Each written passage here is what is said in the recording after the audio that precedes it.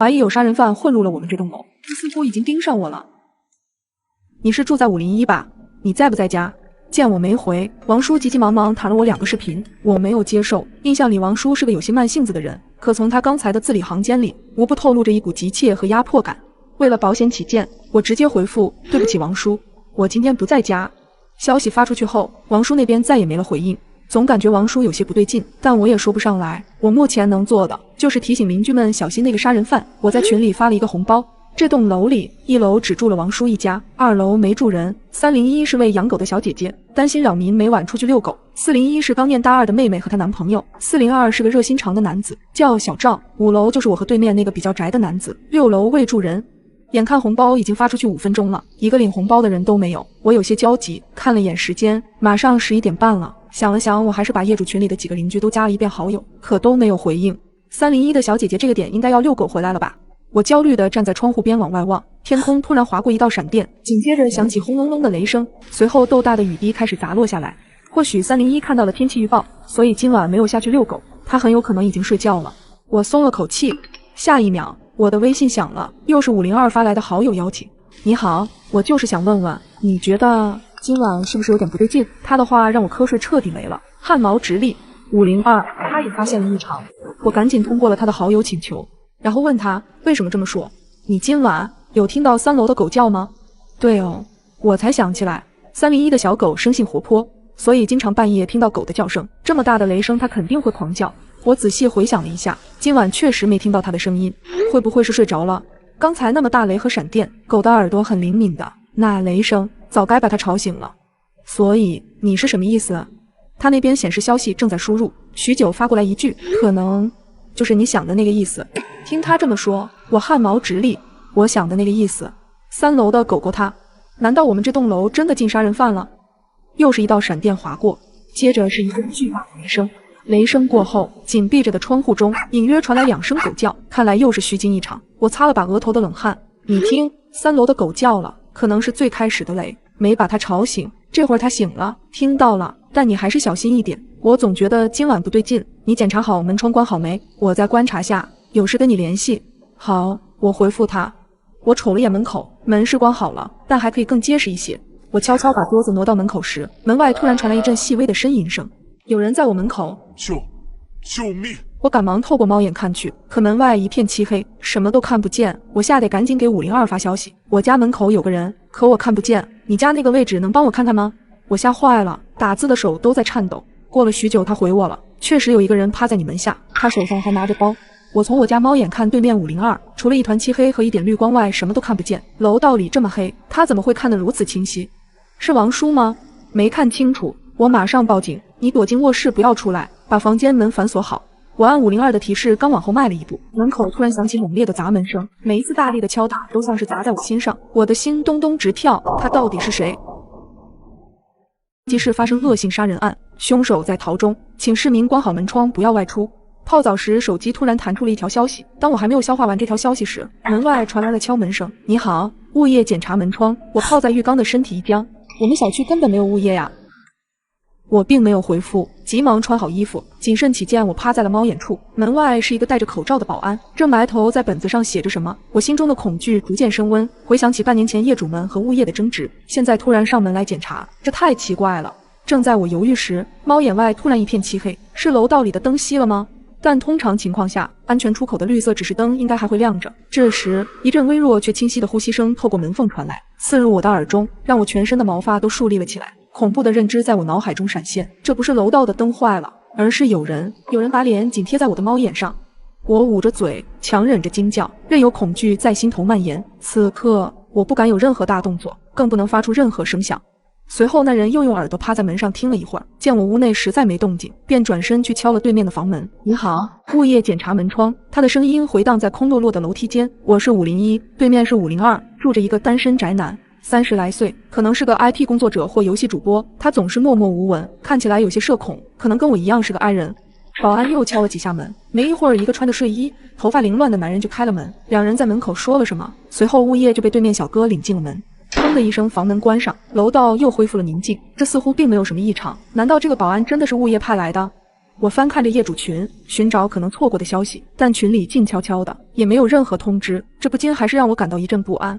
这时，手机提示有人添加我的好友，是502，消息备注是：你好，我是住在你对面502的，请问晚上有物业去你家检查门窗吗？什么情况？物业刚进他家，他却在问我。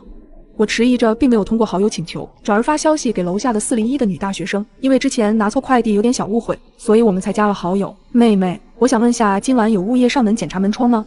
我握着手机，有些紧张地等待着对方的回复。下一秒，手机震动了2下，是401发来的消息。有的，刚检查完不久。我暗暗松了一口气，看来是被今天的新闻影响，有一点被害妄想症。我苦笑着揉了揉头，眼睛再次扫到手机里的消息。这一眼，我总觉得哪里不对劲，但又说不上来。我下意识地抬头看了看墙面上的钟，10点30，物业进去502将近20分钟了，检查门窗需要这么久吗？我忍不住又给401发了条消息，物业检查门窗大概需要花多长时间呢？大约半小时。简短的5个字，看得我心里直发慌。我终于发现哪里不对劲了，颤抖着手翻找着之前的聊天记录。401的妹妹是个表情包控，可这次的2条信息简短干练，不仅没有表情包，甚至连标点符号都没有。与此同时，楼道里突然传来开门声，我赶紧趴到门口一看，物业的人出来了。他把门关上，在本子上记录了几笔，然后转身离开。紧接着传来电梯开门又关门的声音。我赶紧看了看时间，10点35，物业从进去到出来总共29分钟，和401说的差不多。难不成真是我想多了？楼道的灯再次熄灭，周围陷入一片黑暗。我静静地站了一会儿，确认无异状后，终是松了一口气。夜晚的小区很安静，只有偶尔的猫叫声，但想到晚上弹出的新闻，我瞌睡全无。我端着牛奶坐在阳台，我记得单元门口是道铁门，出入需刷卡，而且铁门开关的声音很大。可我坐在阳台许久都没听到关门的声音，难道物业的人还没走？据我所知，6楼是没住人的，且就算他从6楼敲一圈门再下到1楼，也花不了多长时间。一个可怕的念头突然出现在我脑海里，那名自称是物业的男子还在我们这栋楼里。这时401的妹妹又发来消息，抱歉啊，小姐姐，刚刚我在涂指甲油，没法拿手机，是我男朋友回的消息。这次有标点符号，有表情包，还没等我回复，他又继续发，小姐姐，你看到今天的新闻了吗？好吓人，还好我们小区有物业的人上门检查门窗。对了，你还不知道吧？我们小区换了新物业，1楼的王叔就是物业队长。原来是1楼的王叔，那他不出单元楼就很正常了。我到底在想什么？我回复谢谢你啊，太晚了，快睡觉吧。群里最后一条消息是王叔早上发的，他早上8点的时候在群里发了今日天气预报，他温馨提示晚上会有雷雨，让我们记得收楼顶的衣服。鬼使神差，我点开王叔头像，申请加他好友，没想到他居然秒通过。你好，王叔，我是楼上的邻居，我想问下，今天晚上物业组织上门检查了吗？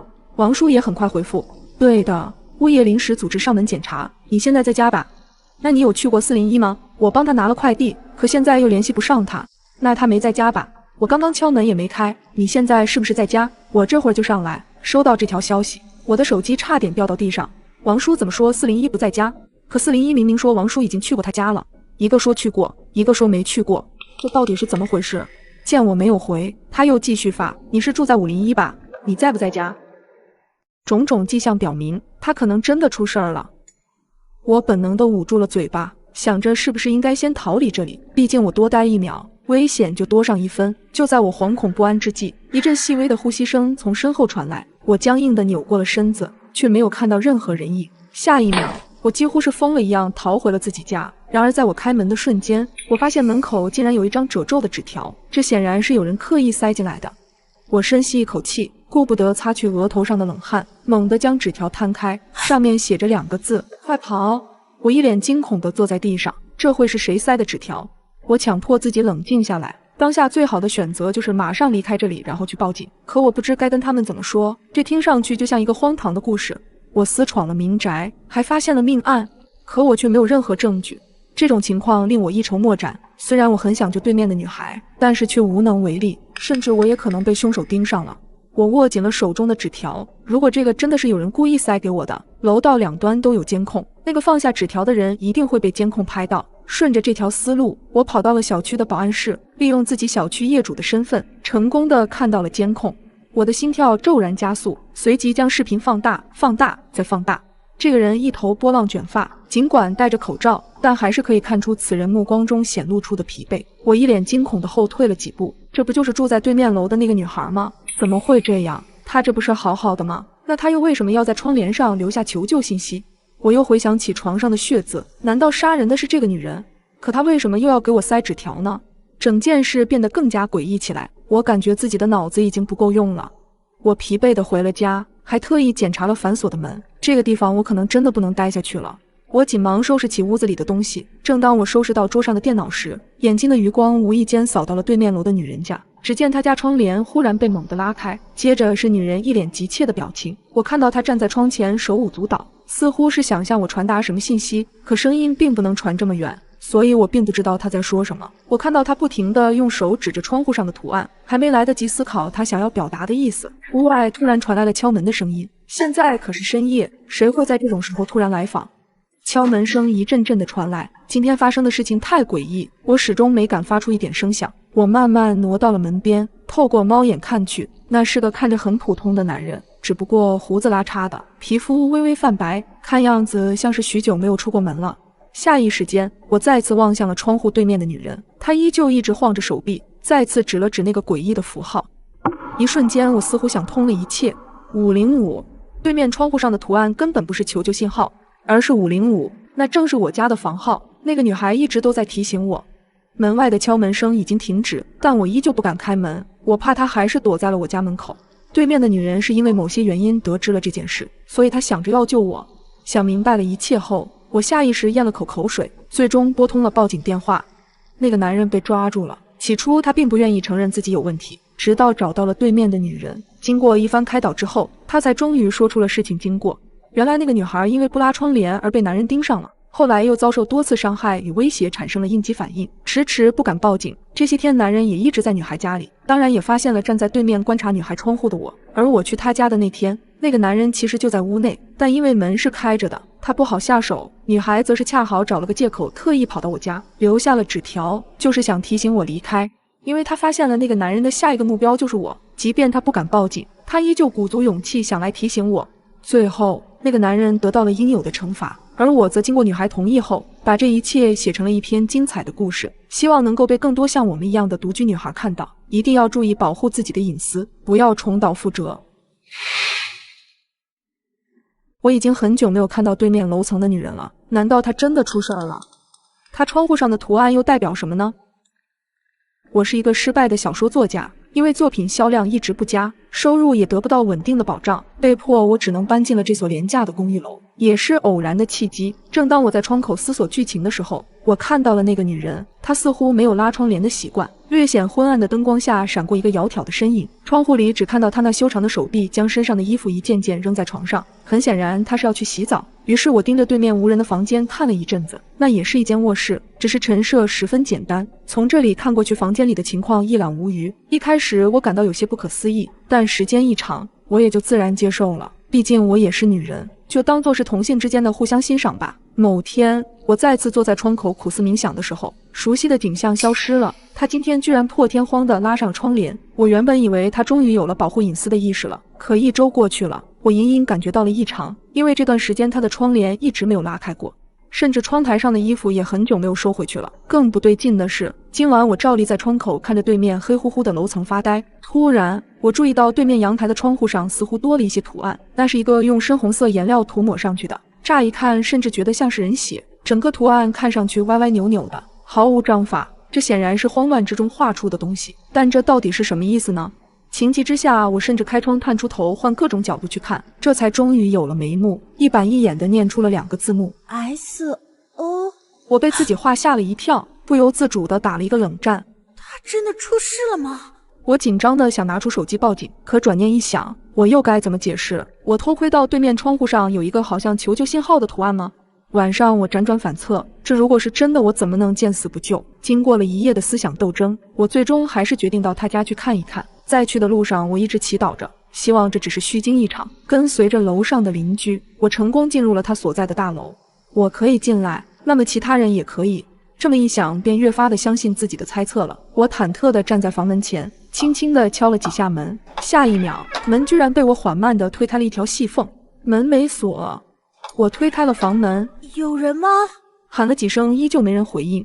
我缓缓地推开了门，似乎是因为窗帘被拉上的缘故，里面十分昏暗，什么东西都看不清。我咽了一口唾沫，回头看了一眼走廊，在确认无人之后走进了房间。屋里光线昏暗，我明明是来救人的，可却有一种做贼的感觉。我不敢开灯，只能用手机屏幕微弱的光照明。屋子里的地板上凌乱不堪，我一边回忆着通过窗户看到的情况，一边寻找着正确的方向，蹑手蹑脚地摸进了我记忆中的那间卧室。卧室里的情况令人触目惊心，原本整洁的床单变得又脏又皱，床单上还能隐约看到斑斑血迹。难道他真的出事儿了？最近我总感觉我的手机有些奇怪，因为相册里经常会出现一些我没见过的照片。照片中出现的都是同一栋房子，孤零零地立在迷雾中，很模糊很昏暗，看到总让人觉得心里毛毛的。起初我并没有太在意，想着说是不是哪天拍照的时候不小心按错了，或者是自己无意间拍过，但是忘记了，所以我就直接给删除了。可让我没想到的是，几天之后，相册里居然又出现了同样的照片。我怀疑的目光划过这些照片，一样的房子，一样的阴森感，但能看得出来是从其他的角度拍摄的。直到这时，我才意识到，这或许并不是我的问题。虽然这些照片并不会对我造成什么影响，但我总觉得有些怪怪的。于是我跑到之前买手机的店里，经过我的描述后，销售向我解释，一般手机里出现莫名的照片，无外乎就这么几种可能性：第一，确实是自己拍的，但是自己给忘了；第二，可能是在打电话或者是发信息时，无意间触碰到了拍照功能；第三，就是当时手机出厂的时候给装错了，但基本上不太可能，这种不是手机的硬件问题。如果手机本身有问题，那我可以给你换一个全新的。我皱了皱眉，其实我来这儿不是为了换手机，我就是想知道为什么我的相册里会出现我不认识的照片。我拿过了手机，打开给店员看，你看看，最近这几张照片出现的频率越来越高了。虽然对我造成不了什么影响，但是我最近还发现了一个诡异的地方。咱就说这个房子，我随手把最近几天出现的这个房子给店员看。我印象中，第一次看到这个照片时，它是在很远的距离拍的，但你看最近这几天的照片是不是越来越近了？你看看是不是有什么问题？我发誓，我本人并没有去过照片里的这个地方，更不可能去拍照。店员感觉到我并不是无理取闹，那这样吧，虽然我并不是很清楚这个照片从哪里来的，我把你这个手机寄给我们总部那边去做测试，我先给你换个新的，你看可以吗？我点了点头，虽然问题没有得到解决，但或许真是那部手机本身存在问题呢。然而就在隔天，那些诡异的照片又出现了，而这个照片里房子的距离也更近了。显然这并不是手机本身的问题，可我也一直找不到原因。在接下来的时间里，虽然在我手机里的照片偶尔还是会出现，但我也已经习惯了。每次看到后我就下意识地删除了，但一次诡异的事件让我不得不对这些照片再次重视起来。那天早晨我被闹钟惊醒，迷迷糊糊间我伸手摸过手机，就把闹钟关掉了。可就在闹钟关闭的瞬间，我注意到了手机的壁纸从原来普通的壁纸变成了一张诡异的照片，而这张照片居然是在我的房间里拍摄的。我一下子从睡意中吓得清醒了过来，拿起手机开始仔细查看着照片里的画面，同我现在所居住的环境一模一样，而拍摄的时间明显是在晚上，并且拍摄的位置就在卧室靠门的角落里。但很奇怪的是，在这张照片中，除了漆黑的房间外，在我平时睡的这张床上并没有人。我吓得手直打哆嗦，立刻翻进相册想要找到这张照片，可当我打开照片的瞬间，顿时整个人汗毛都立了起来。照片上的时间信息显示的正是凌晨2点30分。我有些呆滞地坐在床上，难道我昨晚睡着后起来拍了照片？但这个时间点我早都睡死过去了，难不成是我自己在梦游？我想了很久也搞不明白这到底是怎么回事，于是我起身下了床，按照照片拍摄的位置走到了墙角，拿起手机朝床的方向拍了一张。检查后发现，虽然角度是一样的，但是明显高度不同。于是我一只手高高的举起了手机，又拍了一张，而这回拍出的高度与昨晚的照片一模一样。这时我的脑子已经有点混乱了，我抑制着自己的恐惧，分析着，从照片上来看，这很有可能是我自己无意识的情况下拍摄的，或许真的是我自己在梦游。因为如果是别人站在这拍的，那照片中我应该是躺在床上的，可如果是我自己拍的，我为什么会举这么高？而我的目的到底是什么？随后我打开了电脑，搜寻着梦游相关的信息，甚至还买了个摄像头放在了家里，也想观察下自己是不是真的有梦游症。在确定摄像头能正常工作后，我便再没有理会了。然而在接下来的几天里，不管是手机还是监控中，也再没有发现什么异常。慢慢我也把这一切抛在了脑后。直到这天，在我加完班后，拖着疲惫的身体回到了家，甚至都没有来得及洗澡，就直接倒在床上昏睡了过去。等我再次睁开眼时，已经是第二天早上了。我慵懒地坐起了身，想查看一下手机上的时间，可当我拿起手机时，却发现手机上的壁纸再一次变成了其他的照片，而这张照片明显还是从我屋子里拍摄的。于是我赶忙打开了监控视频，可当我看到监控里的画面时，让我不禁倒吸了一口凉气。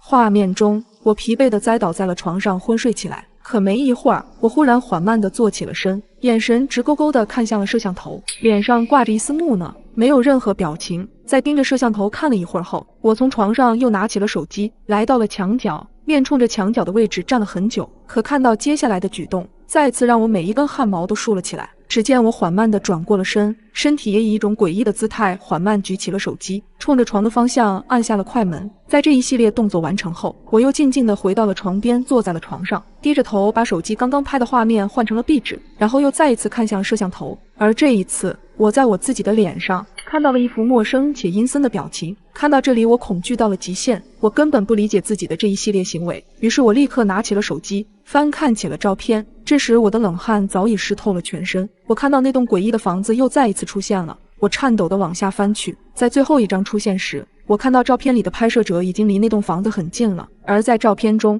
隐约可以看到这栋房子的玻璃上映出了一个人影。于是我紧张地试图放大这张照片，最后我也终于看清了这个人影到底是谁。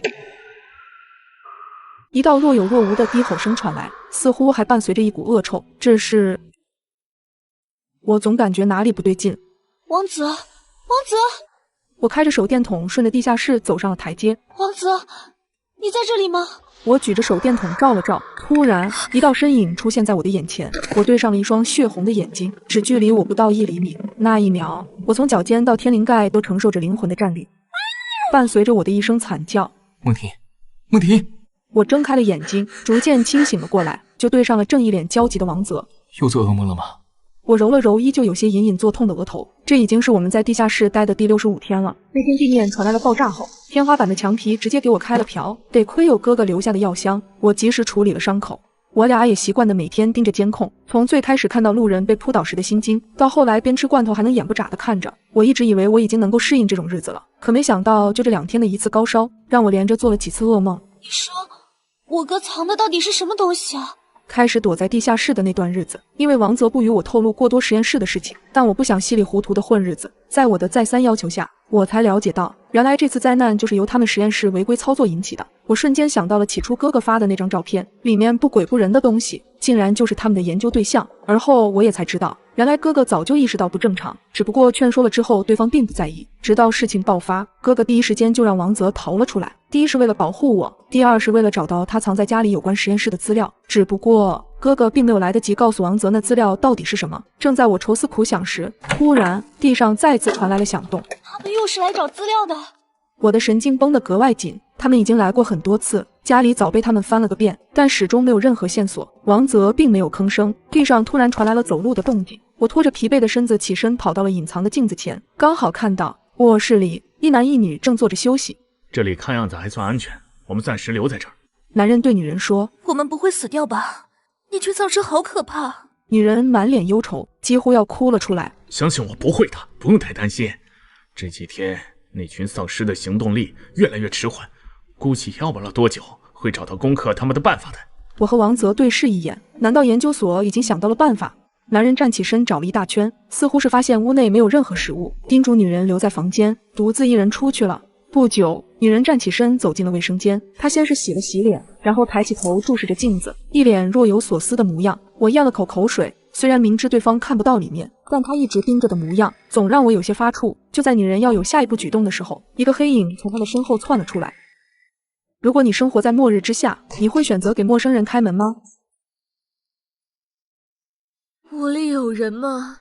帮帮我！一个虚弱的女声传了进来，她又是谁？我蹑手蹑脚的又挪到屏幕前，屏幕里一个头发凌乱、眼睛半眯、眉头紧锁的女人站在门口，她的表情很痛苦。能开个门吗？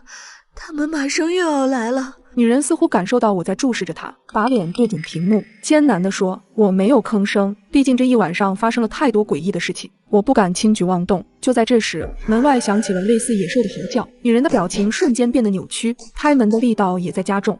把门打开，快打开，救救我！下一秒，两个歪歪扭扭的生物出现在屏幕里，他嘶哑又绝望的声音让我心生怜悯，手不自觉地握住门把手。别开门！一个低沉的声音在我的耳后猛地响起，我转过身去，王泽不知何时站在我身后，表情凝重地看着我。我刚想开口解释，王泽捂住了我的嘴，将我拉到了远处，外面的吼声越来越近。如果不救他，他会死掉的。我挣脱王泽的手，但也不忘压低了声音。外面的情况我们根本不清楚，我们不能轻易开门。可你敲门，我也开了。我有些生气，王泽愣了一下，无奈地叹了口气。我的眼神望向门口，女人依旧无助地拍着门板。然而下一秒，只听女人一声惨叫，随后消失在屏幕里。我吓得捂住了耳朵，已经不敢再抬头去看了。王泽却异常冷静，眼睛始终盯着屏幕，好像在观察着什么。他明明可以活下来的。我生气地对王泽说，可王泽却一直皱紧了眉头。突然，他瞪大了眼睛，一脸严肃地盯着我。赶紧回地下室去，立刻马上！王泽并没有给我太多思考时间，直接将我塞进地下室，和我一起被丢下来的还有剩下来的物资。随后他又返回，将地上房间的生活痕迹全部清除。就在我想问他怎么回事的时候，地上突然传来了动静。王泽冲我做了一个虚的手势，掏出了手机递给我。我惊讶地看向手机，这竟然能直通我家的房门监控。门口的监控视频里再次有人影攒动，我警惕地盯着屏幕。王泽拿着一根铁棒守在唯一的入口处，门口一共站着3个人，2男1女，贼眉鼠眼地通过猫眼往里望。等等，这个不就是刚才求助的那个女人吗？她不是被丧尸咬死了吗？我震惊地瞪大了眼睛。视频里女人开了口，看样子家里确实没人，早知道是这样，我就不费尽心思演戏了。我俩更辛苦啊，丧尸可不是这么好装的。别废话了，正事要紧。接着2声枪响后，他们直接走进了屋子。没过一会儿，就能听到楼上翻箱倒柜的声音。他们在找什么？听着声音越来越靠近头顶，我的心提了起来。王泽眼神坚定，随后就用口语示意我别怕。我稍微安心一点。一番折腾后，几个人似乎并没有找到想要的东西，肯定还在他身上。干脆一把火把这里烧干净，就算再也让它变成灰。不行，这样更容易打草惊蛇。几个人一番争论后离开了我家。你什么时候觉得不对的？我见过真的丧尸，他们的行动不会这么缓慢，再加上眼睛。王泽指了指自己的眼睛。丧尸的眼睛不会这么亲密。我惊讶地问道。那他们在找什么东西啊？王泽眼神躲闪，并没有回答。你是不是知道什么？王泽依旧沉默着，他的反应不免让我有些怀疑。我下意识地想和他拉开距离。你别怕，我……王泽的话还没说完，一声巨响袭来，随后我的眼前一片漆黑。这是一段我在加州留学时候的经历。那天我和男友一拍即合，准备去山上露营。我们到地方的时候已经是傍晚了，升起篝火后，我们就坐在帐篷外边，一边喝着酒，一边吃着披萨。然而就在这时，我突然注意到男友身后的荒草丛中好像有什么东西，因为附近的草比较高，映着月光看去，就像是一张笑着的脸隐在那边。因为我本身有点近视，又想到附近这么荒凉，也不太可能会有人，怕破坏了气氛，索性就没跟男友说，继续喝着酒和男友有一搭没一搭的聊着天，但眼睛还是会时不时瞥向那个位置。10几分钟过去了，那个东西一动没动，我心想着可能是挂了个气球或者什么的，所以干脆就没太放在心上了。不久我们就一起钻进帐篷休息，聊了会儿天后就决定要睡觉了。我也习惯性的和男友说了晚安，男友还半坐着身子在那整理帐篷的边角，没来得及回话。然而就在此时，一个男人低沉的声音也回了一句 Good night。 我确定我没有听错，那个声音就在我旁边，是从帐篷外传进来的。我吓得一个机灵，眼睛看向了男友，男友也愣在原地，脸色苍白的看着我，随后就用口语示意我，那意思是你听见了吗？我也惊恐的马上点头，连大气都不敢出，心砰砰直跳。我突然反应了过来，刚才在外面绝对不是近视眼看花了，而是在黑暗中一直有个人在盯着我们。我一把就拉住了要出去的男友，眼神示意说别出去。直觉告诉我，外面那个人肯定不正常，我怕男友受到伤害。我俩谁也没说话，就那么静静地坐在帐篷里边，支着耳朵听外边的动静。外边除了呼呼的风声，就再也没有其他动静了。坐了10几分钟之后，男友终于熬不住了，大叫了一声说谁呀，然后猛地起身出去了。我也紧随其后，发现外边空空荡荡，就不知道那个人是走了还是继续又躲在了草丛里边。男友拉着我说这个地方不能待了，随后我俩带上手机和重要的东西，连帐篷啥的都不敢收了，直接就上了车。男友开车的时候还紧张地跟我确定是不是真的听到了那个声音。我忍不住透过后视镜望了过去，黑暗中那个人就站在车后不远的地方盯着我们。如果你拨通了自己的电话，听到的是陌生的声音，请千万不要回应，否则他会将你取而代之。这是一份手机的使用指南，请牢记以下内容，或许它能救你一命。1. 如果你的通讯录里出现了陌生人的名单，请立即删除，这很可能是他留下来的狩猎暗号。2. 千万不要安装任何不知名的应用，否则我们无法保证你的安全。3. 如果你和别人通话时，声音突然变小，伴随着杂音和电流声，那是他在监听你。4. 不要点任何奇怪的链接，相信我，你绝对不想看到里面的内容。5. 如果有陌生的号码打进来，请不要接听，因为他很善于伪装。6. 如果你的手机总是黑屏，随后又恢复正常，这很可能是他在观察你，在他眼里，你一览无余。7. 如果你拨通了自己的电话，听到的是陌生的声音，请千万不要回应。8. 最后一点需要提醒你，不要把手机借给陌生人，不然你的下场绝对会很惨很惨。